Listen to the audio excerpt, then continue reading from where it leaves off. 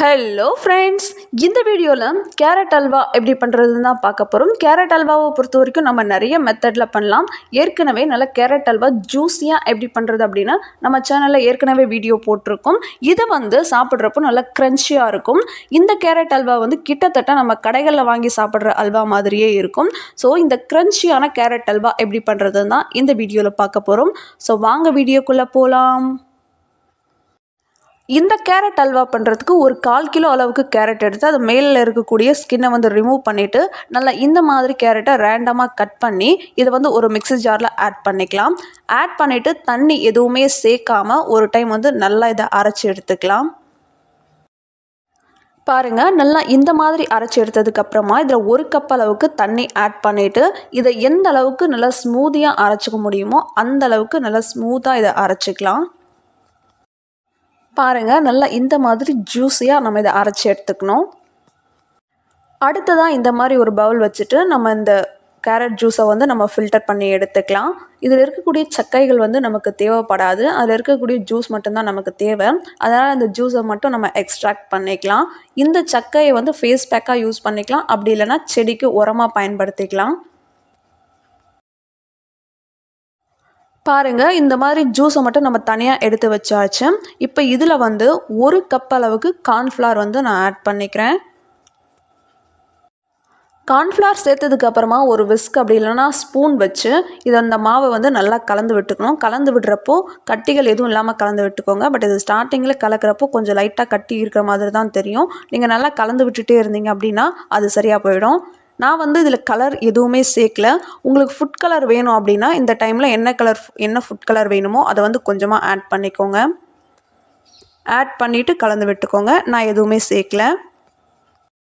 இப்போ இது ரெடியாக இருக்குது. நம்ம அல்வா பண்ணுறதுக்கு ஸ்டார்ட் பண்ணிடலாம். இப்போ அல்வா பண்ணுறதுக்கு ஒரு பாத்திரத்தை ஸ்டவ் மேலே வச்சுட்டு நான் 1 கப் கார்ன்ஃப்ளவருக்கு 1 கப் அளவுக்கு சுகர் ஆட் பண்ணியிருக்கேன். இதோடைய ஸ்வீட்னஸ் அப்படின்னு பார்த்தோன்னா ஒரு மைல்டான ஸ்வீட்னஸ் தான் கொடுக்கும். உங்களுக்கு நிறைய ஸ்வீட்னஸ் தேவை அப்படின்னா நீங்கள் 2 கப் அளவுக்கு சுகர் ஆட் பண்ணிக்கோங்க. இப்போது இந்த சக்கரை மூழ்கிற அளவுக்கு நம்ம தண்ணி ஆட் பண்ணிக்கலாம். இப்போ இந்த சக்கரை நல்லா கரைஞ்சி வரணும். இதுக்கு பாகுபதம்லாம் எதுவுமே தேவையில்லை. இந்த சக்கரை நல்லா கரைஞ்சி கொதிச்சு வந்தால் போதும். அது வரைக்கும் நம்ம வெயிட் பண்ணலாம். பாருங்கள், நல்லா இந்த மாதிரி கரைஞ்சி கொதிச்சு வரணும். இந்த ஸ்டேஜில் நம்ம கரைச்சி வச்சுருக்கக்கூடிய கேரட் கார்ன்ஃப்ளவர் அந்த மிக்சரை இதோட ஆட் பண்ணிக்கலாம். இப்போ இதை நம்ம நல்லா கலந்து விட்டுக்கணும். கைவிடாமல் நம்ம கலந்து விட்டுட்டே இருக்கலாம். ஒரு 5 மினிட்ஸ் போல் நம்ம நல்லா கலந்து விட்டுட்டே இருக்கணும்.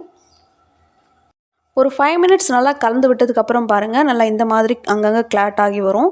இதே மாதிரி வரும்போதும் நீங்கள் கைவிடாமல் கலந்து விட்டுட்டே தான் இருக்கணும். அப்போ தான் அந்த ஜூஸ் எல்லாமே நல்லா வற்றி நமக்கு அல்வா கன்சிஸ்டன்சி கிடைக்கும்.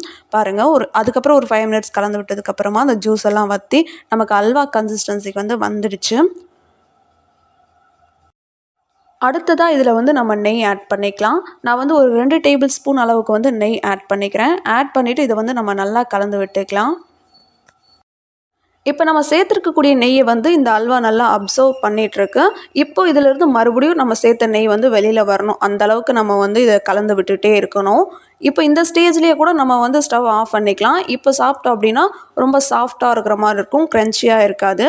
அந்த க்ரன்ச்சினஸ் வரணும் அப்படின்றதுக்காக இன்னும் ஒரு 5 நிமிஷம் போல் இதை நம்ம நல்லா கலந்து விட்டுட்டே இருக்கணும். அப்போ தான் நல்லா அந்த க்ரன்ச்சியாக நமக்கு கடைகளில் கிடைக்கிற மாதிரி அல்வா கிடைக்கும். இப்போயே நம்ம எடுத்துட்டோம் அப்படின்னா ரொம்ப சாஃப்டாக இருக்கிற மாதிரி இருக்கும். பாருங்கள், இந்த அல்வா நல்லா இந்த மாதிரி பாத்திரத்தில் ஒட்டாமல் தனியாக வரணும். அப்போ தான் நமக்கு நல்லா இந்த க்ரன்ச்சியாக சாப்பிட்றப்போ நல்லாயிருக்கும். அதுக்காக இந்த மாதிரி பாத்திரத்தை விட்டு இது தனியாக வரணும். அந்த அளவுக்கு வர வரைக்கும் நம்ம இதை கலந்து விட்டுட்டே இருக்கணும். இந்த மாதிரி பாத்திரத்தை விட்டு வந்ததுக்கப்புறமா பாருங்கள், நம்மளுடைய அல்வா ஆல்மோஸ்ட் ரெடி. ஸோ இப்போ நம்ம ஸ்டவ் ஆஃப் பண்ணிக்கலாம். பாருங்கள், பாத்திரத்தை விட்டு இது தனியாக வருது அப்படின்னாலே இது ரெடி ஆகிடுச்சு அப்படின்னு தான் அர்த்தம். ஸோ இப்போ ஸ்டவ் ஆஃப் பண்ணிக்கலாம். இப்போ அடுத்ததாக ஒரு பிளேட்டில் நல்லா தாராளமாக நெய் தடவி வச்சுக்கோங்க. இப்போ இதில் நல்லா க்ரஷ் பண்ணி வச்சுருக்கக்கூடிய முந்திரி நான் ஆட் பண்ணியிருக்கேன். நீங்கள் பாதாமை கூட இந்த மாதிரி க்ரஷ் பண்ணிவிட்டு ஆட் பண்ணிக்கலாம். இது கூடவே கொஞ்சமாக எள் ஆட் பண்ணிக்கலாம். அடுத்ததாக நம்ம ரெடி பண்ணி வச்சுருக்கக்கூடிய அல்வாவை இந்த பிளேட்டில் நம்ம மாற்றிக்கலாம். இப்போ இந்த அல்வாவை வந்து நல்லா நெய் தடவின ஒரு ஸ்பூன் வச்சுட்டு இப்போ இது எல்லாத்தையும் நம்ம ஈக்குவலாக வந்து இதை சமப்படுத்தி விட்டுக்கணும். இதை நல்லா சமப்படுத்தி எடுத்துக்கலாம். இதை நல்லா சமப்படுத்தி விட்டதுக்கப்புறமா ரூம் டெம்பரேச்சர்லேயே ஒரு 1 or 2 hours வந்து அப்படியே விட்டுறலாம். இது நல்லா ஆறட்டும். இது 1 hour நல்லா ஆறுனதுக்கப்புறமா இதை வேறு ஒரு பிளேட்டுக்கு வந்து நம்ம மாற்றிக்கலாம். இதை வேறு ஒரு பிளேட்டுக்கு மாற்றிட்டு உங்களுக்கு எந்த ஷேப்பில் வேணுமோ அந்த ஷேப்பில் இதை கட் பண்ணி எடுத்துக்கோங்க. அண்ட் சைஸும் கூட எவ்வளோ பெருசாக வேணுமோ அந்த அளவுக்கு வந்து கட் பண்ணி எடுத்துக்கோங்க.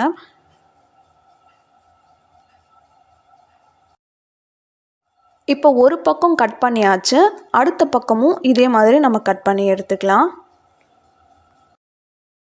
இதை நம்ம கட் பண்ணிவிட்டு சர்வ் பண்ணுறதுக்காக வேறு ஒரு பிளேட்டில் மாற்றியாச்சு.